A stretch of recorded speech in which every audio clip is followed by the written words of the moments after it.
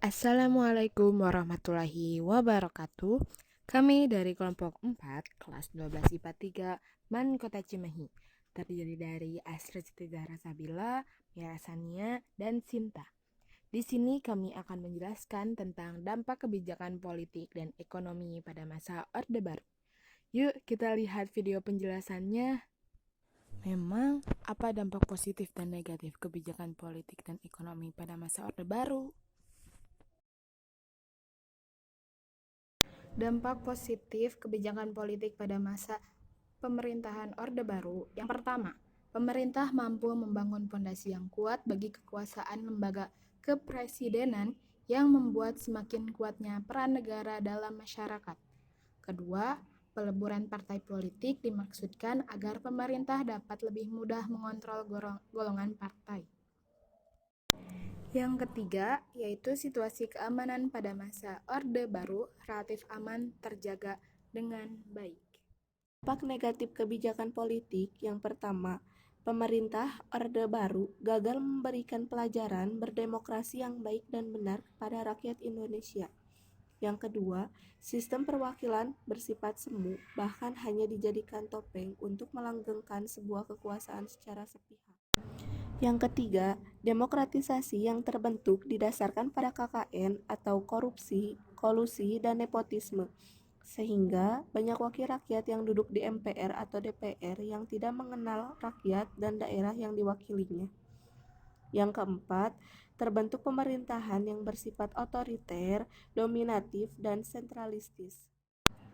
Yang kelima, kondisi politik lebih payah dengan adanya upaya penegakan hukum yang sangat lemah, di mana hukum hanya diciptakan untuk keuntungan pemerintah yang berkuasa sehingga tidak mampu mengadili para konglomerat yang telah menimbun kekayaan dan menekan masyarakat. Dampak positif kebijakan ekonomi pada masa Orde Baru. Yang pertama, pertumbuhan ekonomi yang tinggi karena setiap program pembangunan pemerintah terencana dengan baik dan hasilnya pun dapat terlihat secara nyata. Yang kedua, Indonesia mengubah status dari negara pengimpor beras terbesar menjadi bangsa yang memenuhi kebutuhan beras sendiri atau swasembada beras.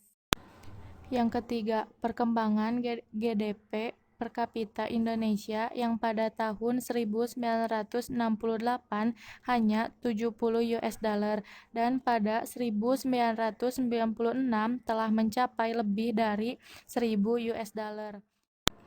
Yang keempat, investor asing mau menanamkan modal di Indonesia. Negatif kebijakan ekonomi. Yang pertama, perbedaan ekonomi antar daerah dalam masyarakat terasa semakin tajam.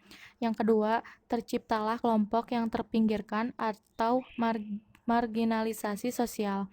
Yang ketiga, munculnya rasa ketidakpuasan di sejumlah daerah karena kesenjangan pembangunan, terutama di Aceh dan Papua.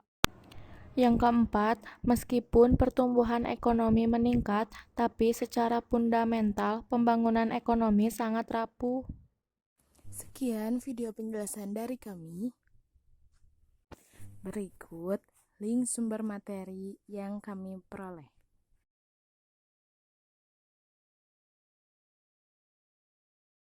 Bila ada kekurangan, mohon dimaafkan. Wabillahi taufiq wal hidayah. Wassalamualaikum warahmatullahi wabarakatuh.